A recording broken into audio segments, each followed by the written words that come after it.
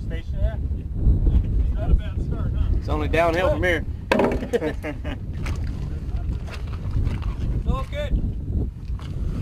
It's only downhill from here. That's right. I'll try to make the best of it as much as I can.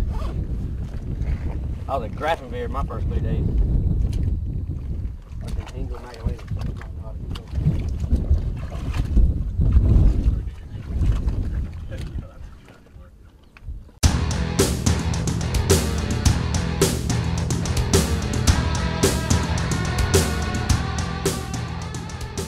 Halo pemirsa Albiruni ID, kembali lagi di channel Albiruni ID.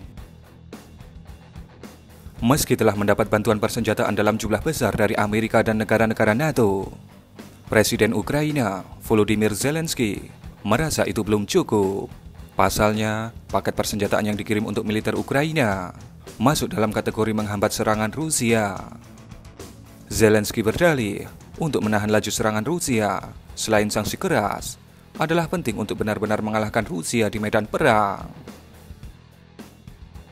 Dikutip dari Defense News dan Indomiliter, 3 Maret 2022, Zelensky telah meminta persenjataan dan dukungan yang sesuai dengan filosofi Perdana Menteri Inggris, Winston Churchill, pada Januari 1941 saat menghadapi konflik dengan Nazi Jerman. Beri kami persenjataan dan kami akan menyelesaikan pekerjaan kami, kata Winston Churchill. Setelah pidato yang tajam tersebut, Presiden Amerika, Franklin Roosevelt, mengusulkan hal itu dan Kongres menyetujui program pinjam sewa alutsista. Dan itu memberikan Inggris akses ke kapasitas produksi Amerika. Tindakan ini penting untuk menghentikan kemajuan Nazi Jerman. Dalam konteks saat ini, Presiden Zelensky menyebut bahwa militer Ukraina telah membuktikan keberanian mereka dalam melawan invasi Rusia.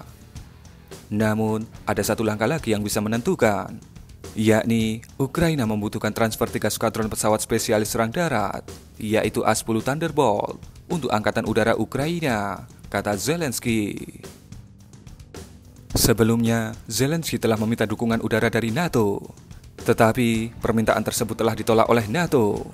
Pasalnya, Rusia belum melakukan serangan ke salah satu negara anggota NATO. Terlepas dari keraguan Amerika dan NATO untuk berperang langsung dengan militer Rusia yang menguasai akses senjata nuklir. Analis militer global berpendapat bahwa setiap hari sangat penting untuk memperlambat momentum kekuatan invasi Rusia. Sudah waktunya untuk menerapkan kebijakan moral Amerika, salah satunya dengan menambahkan A-10 ke daftar senjata yang akan diperbantukan. Kegagalan terus terjadi dalam menambahkan kemampuan defensif ke pasukan Ukraina saat ini. Sementara sanksi terus berkembang dan melemahkan. Kesemua itu adalah tindakan yang saling melengkapi. Volodymyr Zelensky tentu punya alasan kuat untuk meminta kehadiran A-10 Thunderbolt di Ukraina. Tak lain adalah reputasi A-10 yang battle-proven sebagai tank buster selama Perang Teluk. A-10 Thunderbolt dan sistem senjatanya dirancang untuk melawan serangan lapis baja Rusia di Eropa.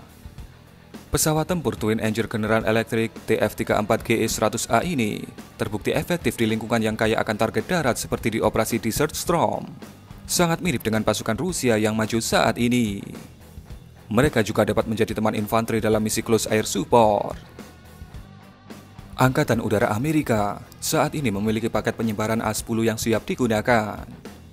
Bila mendapat lampu hijau dari Kongres Amerika, transfer A-10 ke Angkatan Udara Ukraina dapat diselesaikan dalam beberapa hari. Sementara, waktu untuk pelatihan ulang pilot disebut dapat dilakukan dalam waktu singkat.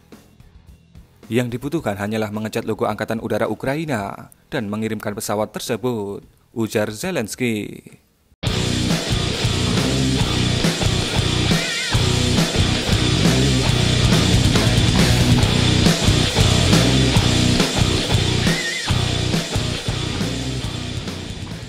Andalan A-10 Thunderbolt sebagai pembasmi tank adalah Cannon Gatling GAU-8A Avenger kaliber 30 mm yang dikombinasikan dengan keluarga rudal udara ke permukaan AGM-65 Maverick dan paket bom pintar dengan presisi tinggi.